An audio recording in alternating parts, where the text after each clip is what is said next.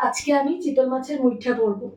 তার জন্য লাগবে চিতল মাছটাকে কুড়িয়ে রেখে দিয়েছিলাম, আর ওইটা চপের মতো আমি করেছি। চপের মতো আকারটা করে তারপর কড়ার মধ্যে জল দিয়ে, গরম জলের মধ্যে ওই ইয়েগুলো দিয়ে, মুইঠাগুলো দিয়ে একটু ভাপিয়ে নিয়েছি।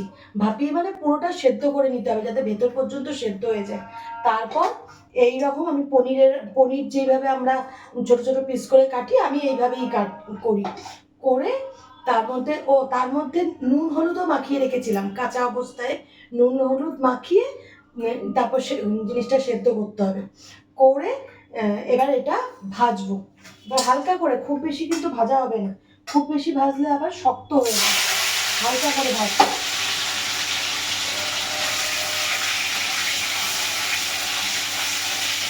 জাস্ট একটু নাড়াচাড়া করে আবার উঠিয়ে ফেলতে হবে।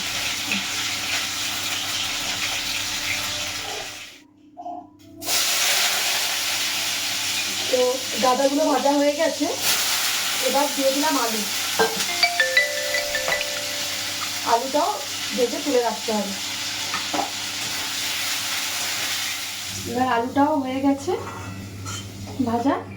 এবার আলুটা তুলে রাখলাম, দিয়ে দিলাম দুটো তেজপাতা।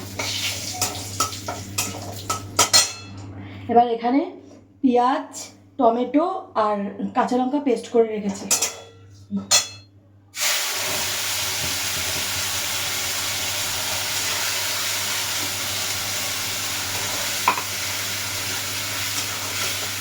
এবার দিয়ে দিলাম আদা রসুন বাটা।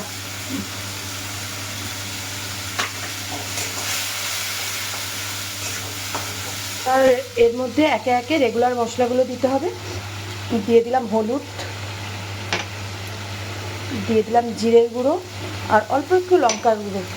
কাঁচা লঙ্কা দিয়েছিলাম, কাঁচা লঙ্কা অল্প দিয়েছিলাম, তার জন্য একটু লঙ্কার গুঁড়ো দিয়ে দিলাম।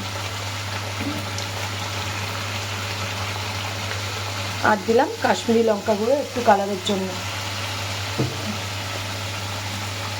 আমার ভালো মতো মশলাটা কষানো হয়ে গেছে, তেলও ছেড়ে দিয়েছে মশলাটার থেকে। এইবার দিয়ে দেবো ভাজা আলুটা। আলুটা যেহেতু পুরোটা সেদ্ধ হয়নি ভেতরটা, তো তার জন্য এই মশলার সঙ্গে দিয়ে আর একটু ভালো করে কষিয়ে, তো এবার এই চিতল মাছের গাদাগুলো দিয়ে দিলাম। এবার ফুটুক খানিকক্ষণ। তো আমার আলু সেদ্ধ হয়ে গেছে সব। এবার আমি গরম মশলা দিয়ে নামিয়ে ফেলবো। নুনটা টেস্ট করে দেখে নিয়েছি। এবার নামিয়ে ফেলবো। তো আমার চিতল মাছের মুইঠা রেডি।